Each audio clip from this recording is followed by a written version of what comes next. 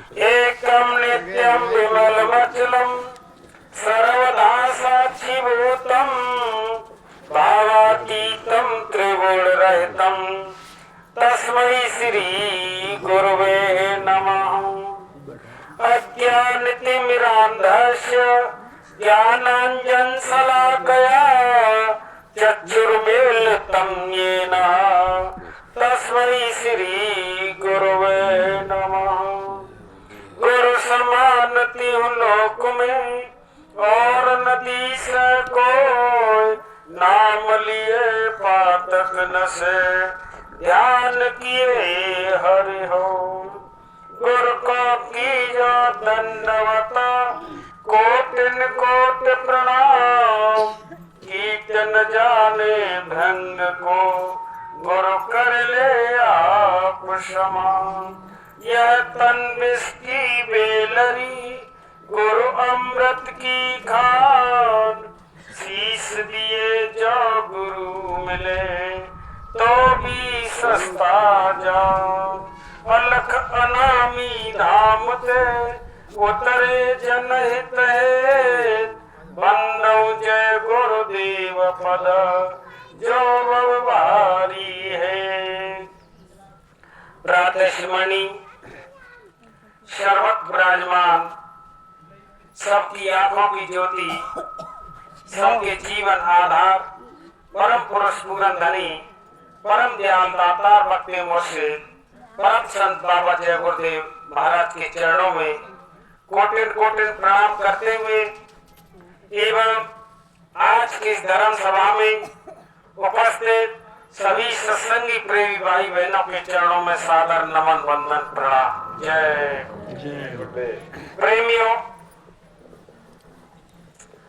आज हमारा परम सौभाग्य है कि लखनपुर की पावन भूमि पर जहाँ पर सृष्टि के नायक कुल मालिक परम संत बाबा जय गुरुदेव महाराज के चरण पड़े, जहाँ पर संत फकीर महात्माओं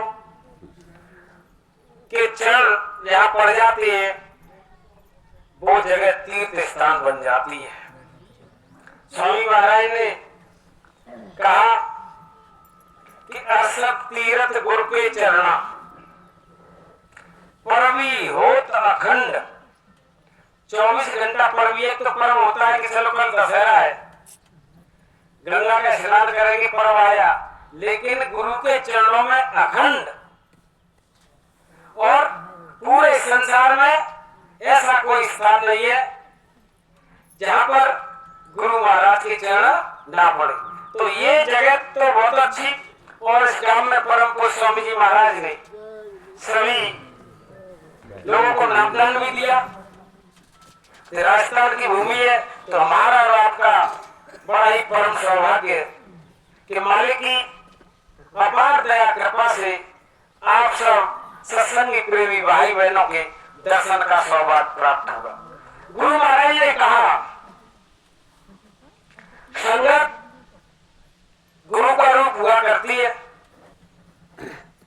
संगत का दर्शन, गुरु का दर्शन, संगत की सेवा, गुरु की सेवा।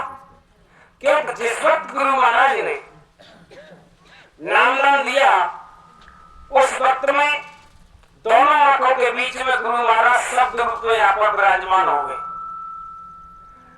और गुरु महाराज ने कहा कि जब संत फकीर महात्मा ओलिया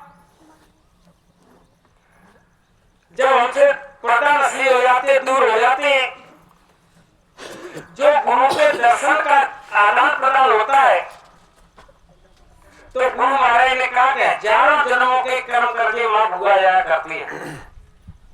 ठीक ऐसे ही संगत का जो दर्शन दीदार होता है, तो गुरु महाराज ने कहा जो गुरु के दर्शन का लाभ मिलता है वही लाभ आपको संगत के दर्शन से मिल जाता है। तो हम बड़े सौभाग्यशाली है। और स्वामी महाराज भी कहते हैं मंच पर, ए बच्चा तुम बड़े सौभाग्यशाली हो। भाग्यशाली नहीं कहते, सौभाग्यशाली। क्यों कहा कि आज के इस के मलिन समय में जब चारों तरफ त्राहिमाम मची हुई है, भाई भाई में झगड़ा, सास बहू में झगड़ा, अड़ोस में पड़ोस में झगड़ा, देश समाज राष्ट्र और विश्व के अंदर झगड़ा। अब केवल परमार्थ की बात तो दूर, सबसे ज्यादा फोकस आदमी का है कैसे भी ये प्रकरण ऐसे समय केवल पैसा आ जाए, बस बात खत्म। परमार्थ तो बाद की बात है, भगवान का भजन वो बाद की बात, केवल सबसे बड़ा पैसा। और फिर भी इतनी सुख और शांति नहीं, चारों तरफ बीमारी, परेशानी, तकलीफ लगी हुई है। ऐसे समय में हम सब सौभाग्यशाली है कि गुरु महाराज की दया कृपा से उनके झंडे के नीचे तो आ गए, मालिक की दया। कुछ जीव ऐसे क्या उस घेरे में आकर भी निकल गए अज्ञानता के बस। तो गुरु महाराज ने कहा, ए बच्चा, जिसको एक बार मैं पकड़ लेता हूं और उसको मैं पकड़ता छोड़ता नहीं हूं।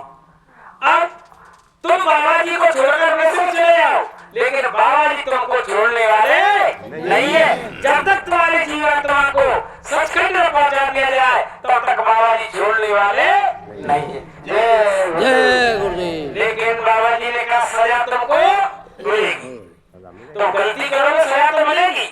संत का जीव कभी नरक नहीं जाता है, लेकिन स्वामी महाराज ने कहा कि 84 में तो जाएगा, 84 में जरूर जाएगा। हम आगरा की ड्यूटी थी मंदिर पर, जो बाहर वाला मेन गेट है, इसका गुम्मट वगैरह बन रहे थे, तो गुरु महाराज ने जयपुर की टीम और आगरा की टीम मंदिर पर ड्यूटी लगाई थी। आगरा वालों की थी गेट पर, तो गेट पर था, जेठ का महीना, जो यही वक्त था जून में। 707 बीघा गया, कितने बीघा मौली के पास में जगह ली थी गुरु महाराज की, बाउंड्री हो रही थी। तो वही सेवा चलती, उसके बाद मंदिर में। और स्वामी महाराज थे मोहली में, मंदिर के ठीक सामने बगल में मंडी है, मंडी में बैलगाड़ी 2 बैल लगे थे, उसमें कुछ अनाज की बोरियां लेकर के जा रहा था किसान। टीका टेक 1:30 या 2 का टाइम हुआ लगभग, मंदिर के ठीक सामने एक बैल बैठ गया। अब उसने पहना निकाला और बैलों को मारना शुरू किया। अब बैल जीव काटने लेकिन उठे नहीं। हम सब इकट्ठे हो गए और भी आगे, भाई क्या बातें करेंगे, हत्या करता बैल, इसको आज तक कोई तकलीफ नहीं हुई, ये उठ ही नहीं रहा है। इतनी चर्चा चल रही थी कि गुरु महाराज मोहली से अकेली गाड़ी लेकर के तुरंत चल ड्राइविंग करके खुद आई। स्वामी महाराज आ गए, अरे बच्चा क्या हुआ? तो कहा हजूर ऐसे ऐसे। स्वामी महाराज ने गाड़ी वाले को कहा, इधर आ बच्चा, क्या हुआ इसको, बीमार है कि नहीं? बाबा ये तो सही है, बोरा भी ज्यादा नहीं है, 8-7 हो रहे, लेकिन ये तो बैठ गया। स्वामी महाराज ने बैल पर दृष्टि डाली और बैल की दृष्टि स्वामी जी से मिली। अब झर झर झर झर आंसू बहने लगे बैल के। अब दोनों का आदान प्रदान हुआ। अब स्वामी महाराज ने कहा, गलती करते थे हो। स्वामी महाराज ने क्या कहा बैल से, गलती करते थे हो, जब तुम मनुष्य शरीर में थे कितनी बार समझ आता तुमको, लेकिन तुम नहीं माने। अब बोला लाद लिया ना, अब इसका कर्म का ज्यादा कर दो, बुला लेंगे, चल खड़ा हो जा। इतने में खड़ा हो गया और लेकर के चला गया। तो स्वामी महाराज ने कहा कि मेरी अब तुम कितनी उछल कूद कर लो, गुरु महाराज ने कहा, लेकिन मेरी झोली इतनी बड़ी है कि गिरोगे से आकर के झोली में, और झोली का बाबा जी का पूरा झोला है, कितने कूदो बाबा जी का गिरोगे से, कितनी छलांग लगा लो। तो ठीक ऐसे ही तो हम बड़े सौभाग्यशाली है कि ऐसे समय में अब और गुरु महाराज की इतनी दया कि बिना दया के हम आ भी नहीं सकते। स्वामी महाराज कहते कोई भी जीव ऐसा नहीं है जो हमको याद करता हो।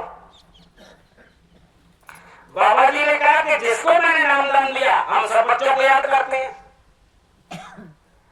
जब तुम्हारे अंदर है दोपहरी का टाइम